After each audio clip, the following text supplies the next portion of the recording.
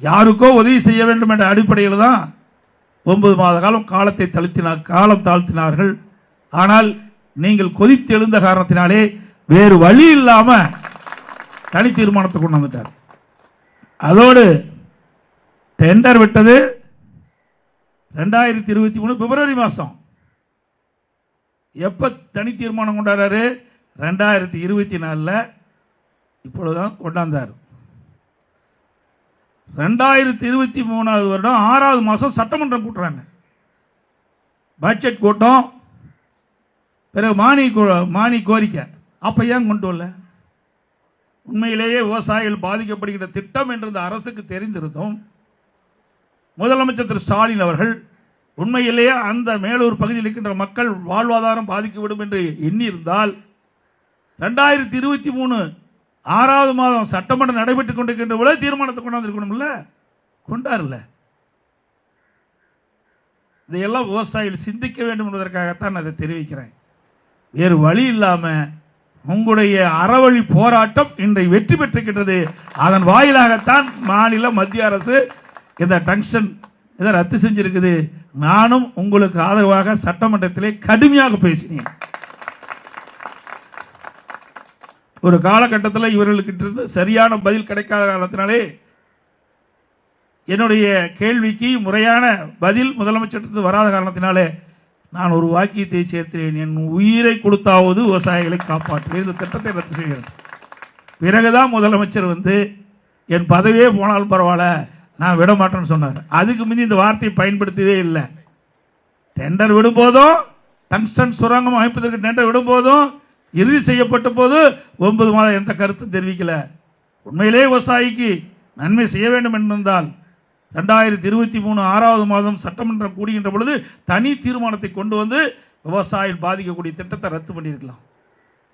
எப்பொழுதெல்லாம் திராவிட முன்னேற்ற கழகம் ஆட்சிக்கு வருதோ அப்பொழுதெல்லாம் விவசாயிகளை பாதிக்கக்கூடிய நிலைத்தான் இருக்குது. டெல்டா மாவட்டம் எடுத்துங்க. ஸ்டாலின் அவர்கள் துணை முதலமைச்சர் இருந்த காலகட்டத்தில் தான் இந்த ஹைட்ரோ கார்பன் மீத்தோலம் கொண்டு வந்தார். நான் முதலமைச்சராக இருந்து அந்த உங்களை போல் இருக்கின்ற விவசாயியுடைய கோரிக்கை ஏற்று டெல்டா மாவட்டங்களில் இனி எந்த காலத்திலும் இன்றைக்கு எந்தவித ஒரு புதிய திட்டத்தையும் விவசாயிகள் பாதிக்கக்கூடிய திட்டம் வரக்கூடாது என்று இன்றைக்கு பாதுகாக்கப்பட்ட வேளாண் மண்டலமாக கொடுத்தேன். பாதுகாக்கப்பட்ட வேளாண் மண்டலம் சட்டப்பூர்வமாக கொடுத்தேன். ஆக விவசாயிகள் பாதிக்கப்படுகின்ற எந்த காலகட்டத்திலும் அதிமுக உங்களுக்காக குரலுக்கும் உங்கள் பின்னே தொடரும் என்பதை இந்த நேரத்தில் தெரிவிக்கின்றேன். ஏன்னா இன்னைக்கு நான் விவசாயம் தான் பண்ணிட்டு இருக்கிறேன். விவசாயத்தை பற்றி தெரியாதவர்கள் இன்றைய முதலமைச்சர் அவர்கள், நான் யாரையும் குறை சொல்லி பேசவில்லை, இது எல்லோருடைய பங்கு இருக்குது, நான் இல்லைன்னு நான் சொல்லல.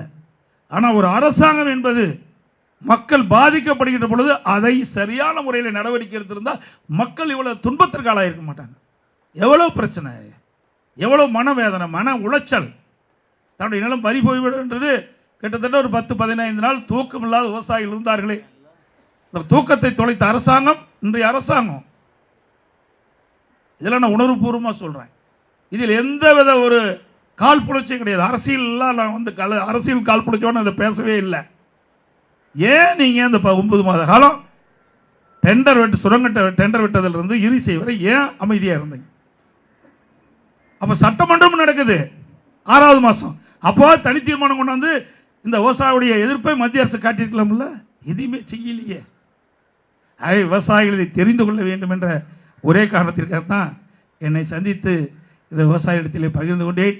என்னை சந்தித்த அனைத்து விவசாயிகளும் மென்மேலும் உங்களுடைய வாழ்வு மலர வேண்டும், உங்களுடைய கஷ்ட நஷ்ட துன்பங்களை நாங்கள் எப்பொழுதும் அதிமுக பங்கு பெறும், அதில் எந்தவித மாற்றமும் கிடையாது.